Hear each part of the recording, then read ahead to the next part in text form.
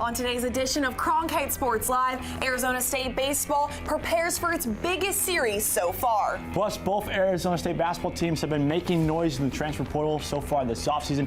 Check out what Bobby Hurley and Natasha Dare have done so far. And finally, it's the perfect time to take a look at the splits of the Territorial Cup. All that and more on Cronkite Sports Live.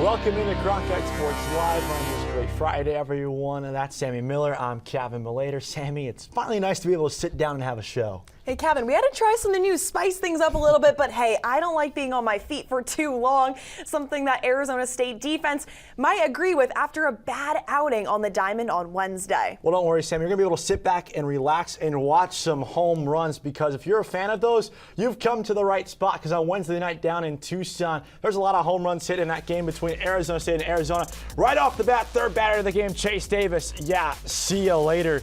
It's already 3-0 Arizona in the home half of the first.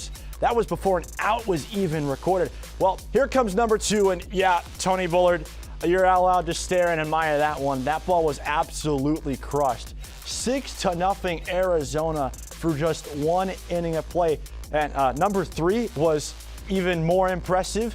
Wyatt Crenshaw thought he had a shot at it, but Mac Bingham turned him around and let it fly off the scoreboard. So just like that, it's 7-0 Arizona, and we're not even through 2 innings of play yet. So we keep on rolling now. Later in that second inning, number three get the chips and salsa out for a side of that Oppo taco there by Kiko Romero. 9-0 Arizona.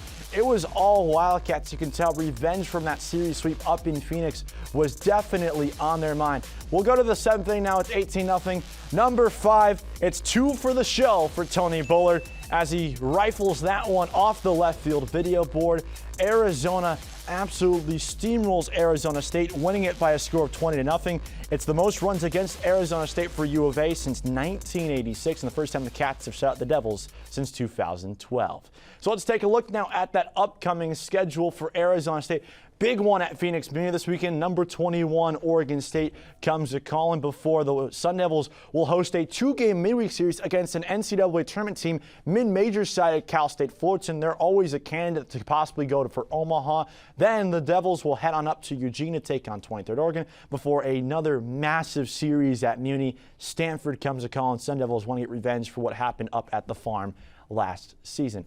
So we just glanced quickly over some of the upcoming opponents for Arizona State, and it's definitely going to be their toughest stretch of the schedule. They're going to face 4 ranked teams in the coming weeks, and to give us a forecast on where Arizona State stands entering the stretch and what they can expect, here's our Aiden Blank. Sun Devil Baseball is off to a hot start in Pac-12 play, but now comes the tough part. According to D1 Baseball, 6 of ASU's last 7 opponents are going to make the NCAA tournament. 2 of them, Oregon and Stanford, are expected to host regionals in the top 16. It's an end-of-the-season stretch that could make or break the Devils' postseason chances. So let's take a look at how things could shape up down the stretch. In the 9 seasons they played at Phoenix Muni, ASU has never hosted a regional, and the road to do that will be tricky. After they face the Oregon schools, their best opportunity to finish in the top 15 will come 2 weeks from now when they host Stanford in a 3-game weekend set. At 18th in the NCAA, Stanford has the highest RPI of any team on the Sun Devil schedule, and it's been 7 years since Arizona State won a series against the Cardinal. Stanford has been ranked as high as 2nd in the nation back in the beginning of this year, and winning a 3-game series against your main competition at the top of the conference standings is a major plus on any tournament resume. After they duel with the Crimson and White, the Sun Devils finish Pac-12 play with the LA schools. They travel to Dato Field in USC's final homestand of the season. The Trojans are an impressive 17-4 in their home ballpark and look to spoil any momentum the Sun Devils can gain going into the Pac-12 tournament. UCLA will also be an incredibly tough series to end the season. ASU could potentially be playing for a tournament berth against a Bruins squad who has seen time in the national rankings. Beavers. UCLA has won their last 7 games against Arizona State, and they've won all 4 series that have been played at Phoenix Municipal Stadium. Despite the sluggish midweek at Arizona, ASU remains atop the Pac-12 standings, and with the right results over the next few weeks, the Devils are in prime position to make a move towards June. With Cronkite Sports, I'm Aiden Blank. Thank you, Aiden. So all of that starts tonight with a ranked matchup between Arizona State and Oregon State. Our own Blake Neiman is live at Phoenix Muni getting ready for tonight. Blake, how are you doing? I'm doing well, Sammy, trying to stay cool out here in the shade. It's supposed to be a hot one, up to 90 degrees tonight, so just trying to stay cool in the hot sun. Hey, Blake, make sure you put that sunscreen on too. But Oregon State started Pac-12 play 1-5, but have gone 9-3 since and are now climbing the ranks again. What have been the keys to their turnaround? Yeah, you mentioned that rough stretch. Stanford series loss, Washington State series loss, and it really just came down to the strikeouts. It was a similar problem, actually, that the Sun Devils had over their losing stretch a little over a month ago. It was the strikeouts. They had 4 double-digit strikeouts over that 6-game losing stretch, and then ultimately accumulated to 61 total strikeouts. But now they've shortened up their approach. They've locked back into the zone, and they have been on fire lately. And really, they've just been able to turn things around. They played a lot from behind early on in the season, and now they are starting to build that early cushion, and not just building that early cushion, but sustaining it and be able to make sure that their opponents not get back into the game. So finding that balance between comfortability and having a good lead, but not getting too comfortable and letting their opponents get back in the game has been the key for the Beavers. And Blake, when looking at this defense, the bullpen has really been able to anchor the Beavs through some stormy seas with a 17-2 record on the year. Where is their success breeded from? Yeah, the bullpen has just been fantastic. It's pretty much been like unlike anything we've seen otherwise in the Pac-12. Top to bottom, it's just really confidence and being able to come in and have a supportive defense behind him. There's just so many players on this OSU roster behind the pitching staff, and it just allows them to go out there and work. You can see the energy in the players. They have so much passion and so much trust in one another. Any guy who gets the ball is really going to be able to have success, and they just have so much trust in one another, which really just ultimately builds up the energy and the cohesiveness of the team.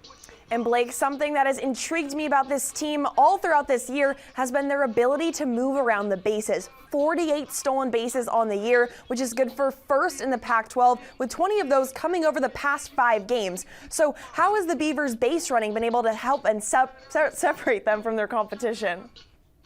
Yeah, certainly. It's just the game of free 90s, right? It's just being able to move the runner one more base ahead, and Travis Vazana has been the leader in that. 5 stolen bases on Tuesday night against Seattle. That's tied for the most by any D1 player in college baseball in a single game. He's been fantastic leading hitter for the Beavers on the season.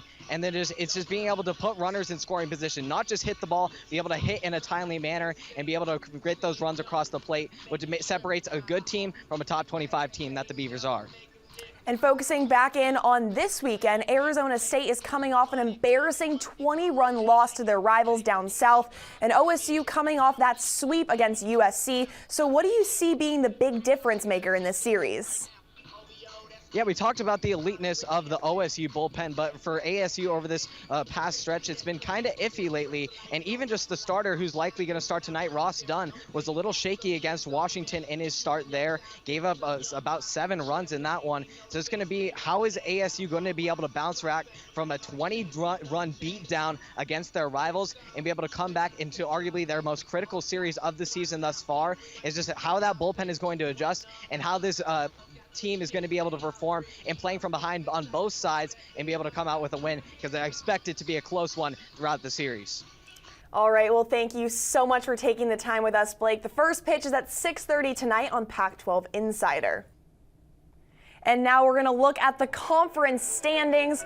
At number 1, it's Arizona State. They're 25-11 right now. Then right behind them, it's Stanford, and then it's the UCLA Bruins. And right after them, they're trailing shortly behind. It's the Oregon Ducks, who are 24-11. So it's definitely going to be interesting to see how those conference standings start to shift in the next few weeks.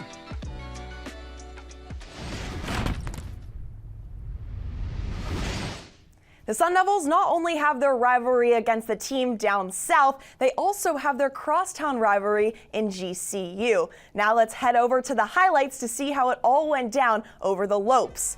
Right here is Savannah Price. She is warming up for the game, getting that arm ready to go. And Kenzie Brown is in the circle to start for ASU. It's the top of the first, and it's Kristen Fifield. She crushes one to center field. It's a 2-run homer to put the Lopes up 2-0. It doesn't get much better for the Sun Devils. The very next inning, it's Macy Barnes. She is smacking one to center. It's another run, and quickly it's 3-0. And right here you can see Brown. She is shaken up early. However, ASU is able to bounce back, and of course it's Van Hook. She smokes one to left center, and that baby is gone. It's her 16th home run of the year, and she makes it 3-1. ASU wouldn't stop there. Yanni Acuna drills one to dead center. Once again, that ball is out of there. And ASU was able to hold GCU the rest of the way. Marissa Schold striking out another batter, 5 perfect relief innings from her, but ASU was just unable to get it done against GCU. They would end up losing 3-2, and here is Megan Bartlett after this game talking about their series against UCLA. Yeah, no fear. Go in there and do some damage. We have absolutely nothing to lose. I'm like, man, this is the stuff you dream of when you're 8 years old, right? Like wearing the jersey and playing in the pack and getting to play against some of the most incredible teams in the country. So if you don't get up for a big game like that, and that doesn't just like get your energy going and kind of get your spirit into it, this is the right place. For ASU softball now, that's 5 consecutive games in the loss column for Megan Bartlett's side, and you could say a vacation is necessary to forget about these struggles. Los Angeles is a great destination this time of year, but not if you're a college softball team, because that's where the second-ranked team in the country resides, the UCLA Bruins. The Sun Devils won't be able to relax at all this weekend against UCLA as they come into the series as heavy underdogs. To help us dissect this matchup, we've got our tag team of softball reporters ready to roll, and we'll start with Grace Johnson on UCLA's powerful offense. Yeah, thanks guys. UCLA is known for their ability to hit the ball far and hard. As a team, they're hitting .343 and are averaging 6.5 runs per game. They have scored 286 runs and hit 53 home runs this season. Maya Brady leads the Bruins lineup batting .444, which is ranked first in the Pac-12, and she is ranked second in RBIs with 49. Brady also sits right behind ASU's Jordan Van Hook in the home run race with 15 shots on the season. Along with Brady, freshman Jordan Woolery has proven to be a valuable asset. She has a .383 batting average and is first among the Pac-12 freshmen in slugging percentage at .680. Now to talk about UCLA's pitching, we send it over to Max Cepeda at Farrington. Thanks so much, Grace. I'm coming back live outside Farrington Stadium, and let's talk about this UCLA pitching staff. They have been dominant this season. A 1.56 ERA, 174 in conference play, a batting average against of 186, and they lead the Pac-12 in strikeouts, 322, averaging 8.1 per 7 innings. That is just unheard of so far this season from any real pitching staff. And let's talk about how they've been doing it with their leader, Megan Faremo. Just look at these numbers, guys. She's the defending Pac-12 pitcher of the year, a 22-2 record with a 1.1 ERA overall in her senior season. In Pac-12 play, she's actually gotten better with a 11-1 record with a .97 ERA, 9 complete games in conference, 180 strikeouts overall, averaging nearly 10 per 7 innings. Just an absolutely amazing season from the UCLA superstar senior and possibly USA Softball Player of the Year, as she is a finalist for that award this season. And now to talk about how ASU could possibly earn some positives from this UCLA series, even while being such an underdog, we hand it live to Dylan Wickham, who's live at Civic Space Park in downtown. So obviously UCLA has been dominant all season long and favors ASU in many statistical categories. However, there is one stat where the Sun Devils may be able to rival the Bruins, and that is in the most exciting stat in softball, the home run. This season, UCLA has scored 52 home runs to ASU's 51 and has given up 29 to ASU's 21. If the Sun Devils can get their bats hot, they may be able to catch the Bruins by surprise. 3 of UCLA's 4 losses this season have been shutouts, so ASU should look to apply pressure early and often to keep the Bruins out of rhythm. Back to you guys. And continuing the theme of offensive inconsistency for the Sun Devils, one player who has been struggling as of late is Jordan Van Hook. For more on the numbers behind this cold streak, we bring in Lauren Nunez for By the Numbers. Thanks, guys. Jordan Van Hook went from being one of the best hitters in the nation to one of the least productive players at the plate for Arizona State in Pac-12 play. Through non-conference play, Van Hook led Division I in home runs back when she had 14, but in the last month she only added 1 against Pac-12 opponents. On the season, Van Hook has a .324 average, but right now she's only batting .189 in conference play. Due to untimely hitting and lack of power in the Sun Devil offense, she and the rest of her teammates have lost their last 5 games. Within those 5 games, Van Hook is responsible for bringing in just 1 run. Facing the Bruins, who have one of the best pitching staffs in the country, is going to be one of the hardest challenges ASU has had to face all season. Van Hook is going to have to add to her 7 hits and 5 RBIs in conference play if she and the rest of her teammates have any chance of getting back in the win column in Los Angeles and improving their 5-10 Pac-12 record. Back to you guys at the desk. Hey, thanks so much, Lauren. We'll go across rural road now to talk some Sun Devil football with spring ball all wrapped up. Head coach Kenny Dillingham spoke to the media this morning, and here's what he had to say. Yeah, I mean, the number may change. Right now, we need an O lineman. We need a D lineman interiorly, obviously, and we need a linebacker.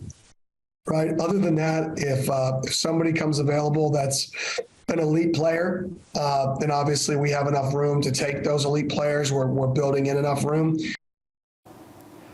All right, so to help us catch up with the latest on Dillingham and company, we're joined by our friend Jake Seymour. And Jake, less than a week since the conclusion of spring ball, the transfer portal is reopened, and several players have entered their names into the transfer portal. Can you help break this down for us? Yeah, so there's been 8 players so far from ASU's lost via the transfer portal, but really it starts with the defensive line, specifically in the interior. So Jalil Rivera-Harvey, he entered the portal with Robbie Harrison. Harrison was touted as one of the strongest freshmen last season and was really pumping weight in the weight room. But those 2 guys are in the portal right now, and it leaves a hole in the interior for ASU. They did have some guys step up in the spring.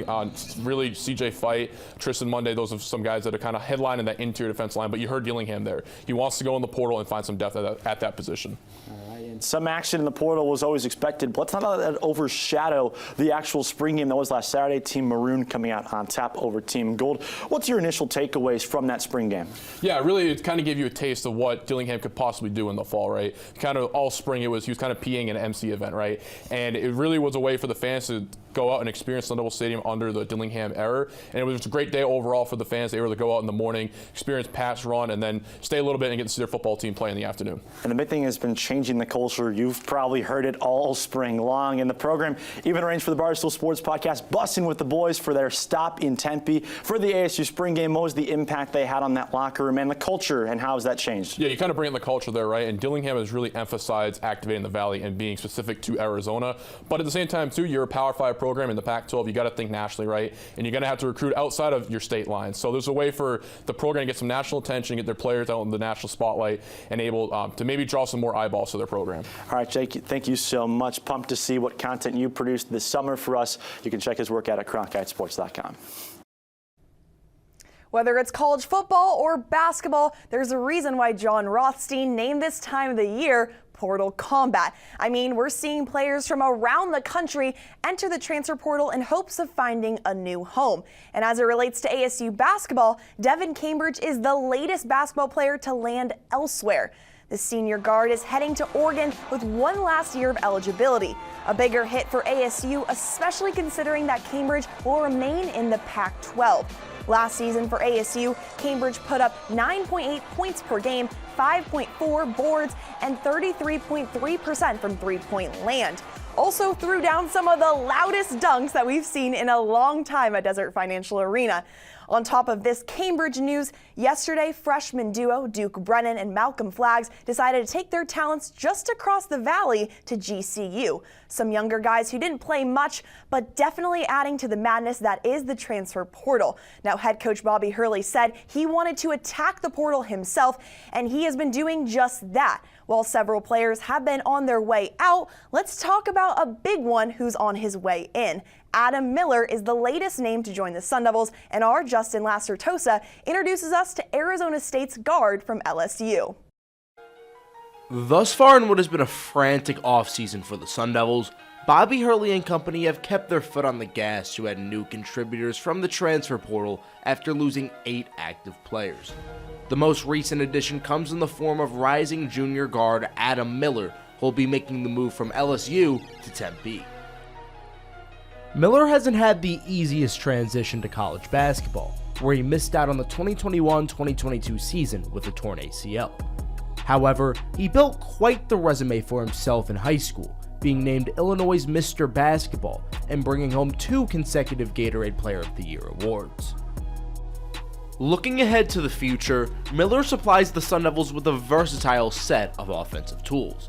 The term "shooters shoot" encapsulates a massive part of his game, as he's proven to opposing defenses that he can shoot from anywhere, yes, anywhere, on the floor, making him a gutsy but reliable shot taker. To dive even deeper into the 21-year-old's sharpshooting abilities, he's also proven to defenses that you can't give him a lick of breathing room. His ability to not only get a deep-range shot up within a blink of an eye, but blend that with a sweet follow-through is a lethal combination, making it important for defenses to prevent him from getting to his spots. But, unfortunately for those opposing defenses, it's quite the tall task to prevent him from finding his sweet spots. Miller runs laps around the court without the ball in his hands to put himself in a viable situation to light up teams from long range, utilizing off-ball screens while being a skilled deep cutter to consistently find openings. Along with that, Miller's combination of a tight handle and shiftiness allows him to sneak into the lane, where he has a knack for reading the defense quickly to set his teammates up. Miller is a combo guard and three-point marksman who will likely play a lot as an off guard, but has the scalability to play any offensive role you ask of him. Despite losing some of the guys who made it such a memorable season for ASU, Bobby Hurley found himself a shiny new toy to help turn over a new leaf for Sun Devil hoops. Now, pretty good last name if I do say so myself, but anyways, Bobby Hurley isn't the only one looking to attack the portal this offseason. Women's basketball head coach Natasha Adair is ready for that same challenge. Our Ronan Heiku breaks down the Sun Devils' newest addition, Jaylen Brown.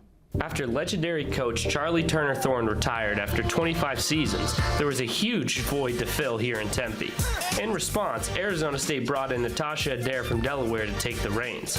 The Sun Devils went on to post their worst record since 1994 and their worst in-conference record in school history, going just 8-20 on the season and 1-17 in the Pac-12. To put it into perspective, Arizona State has only missed the postseason 3 times since the year 2000. And now, like many teams in the NIL era, ASU now looks to press their luck in the transfer portal.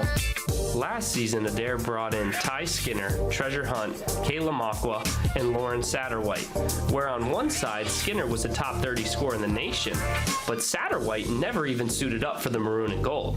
Adair now looks to the portal once again and is certainly hoping to avoid yet another whammy. First to be checked off Adair's board is Baltimore native Jaylen Brown.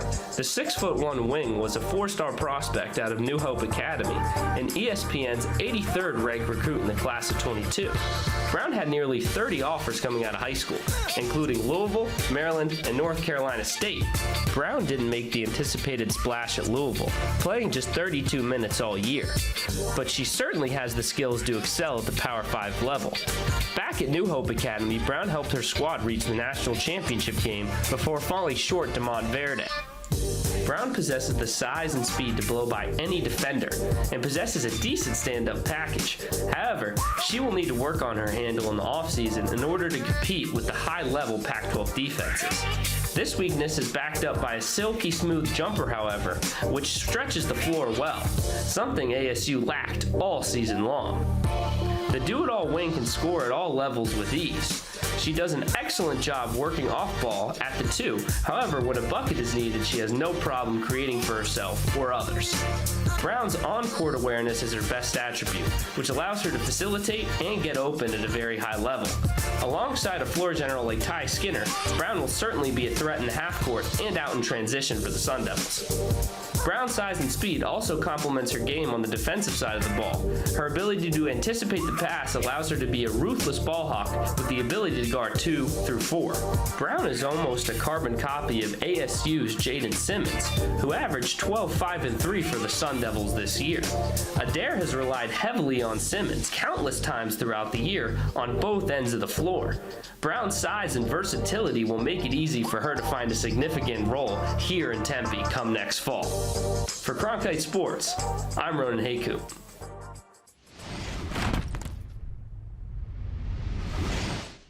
Hey, thanks, Ronan. From the men and women on the hardwood to the men and women on the clay, we shall go. And like Arizona State's basketball programs, the tennis programs are also in two completely different situations as their seasons begin to wind down. Our Landon Jeffrey is here to help us make some sense of it. Thanks, guys. Arizona State's men's and women's tennis teams are at two different heights in their seasons. Both teams are competing in the Territorial Cup tomorrow against ASU's longtime rivals, the University of Arizona. The men's team last won the Cup in 2019, but has since fallen short. The women's team, however, hasn't lost the Cup since Happy by Pharrell Williams charted at #1 in the Billboard Hot 100 in 2014.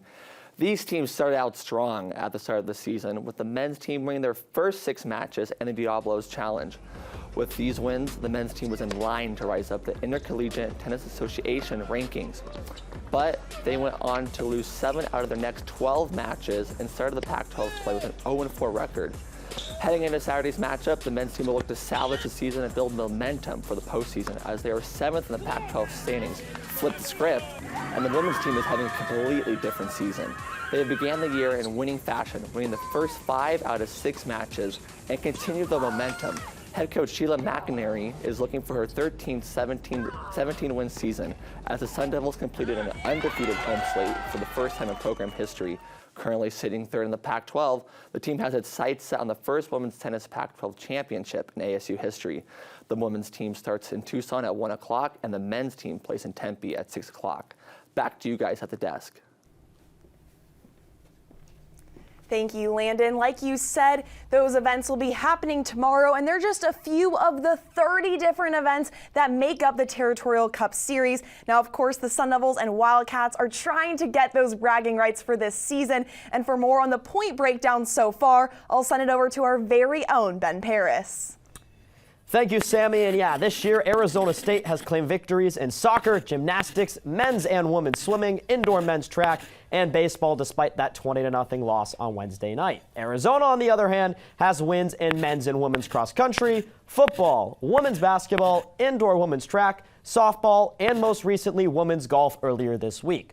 When the schools play in a sport more than once during the year, each one is worth half a point, like in the cases of volleyball when the two schools split, and of course men's basketball when Desmond Cambridge Jr. was able to get ASU a half of a point in the series thanks to his buzzer beater in Tucson. For beach volleyball, ASU has earned a full point after winning the second matchup of the season between the two schools this afternoon. So all of that currently adds up to 8 points for both Arizona and Arizona State. The school still has 5 head-to-head battles left this season, including men's and women's tennis, outdoor track and field, and men's golf. The Sun Devils claimed the series last year and will try to close it out again later in May to try to make it 2 Territorial Cup Series victories in a row.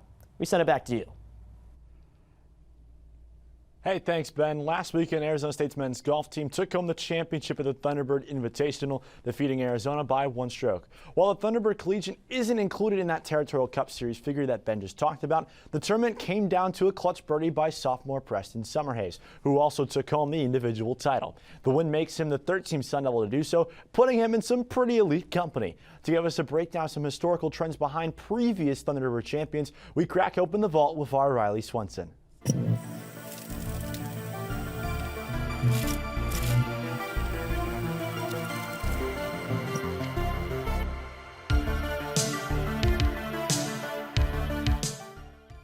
Let's begin with some Sun Devil golfers who have won the Thunderbird and what they went on to do later that season. We'll start all the way back in 1992, where Phil Mickelson took home the Thunderbird crown. Mickelson was able to keep it rolling that season and went on to win the individual national championship, which marked his 3rd title, tied for the most all time. The year is now 2000 and Paul Casey is the latest Thunderbird champ. Just 10 days later, Casey went to the Pac-10 championship and captured another trophy, marking his third conference title in a row. Then in 2016, history repeated itself. Recognize the name John Rahm? Well, he did the same thing as Casey, winning both the Thunderbird and the conference championship just weeks apart. Clearly, there's a theme here, but wait, there's more. Thunderbird winners as a whole have accounted for a total of 8 national championships, with 4 different Sun Devils contributing to that number. And if success at the college level wasn't enough, winners of the Thunderbird have combined for 13 major wins on the PGA Tour, with John Rahm being the latest to add to that trophy case. There's some work left to do for Preston Summerhays this season, but hopefully for him, his latest win is a sign of things to come.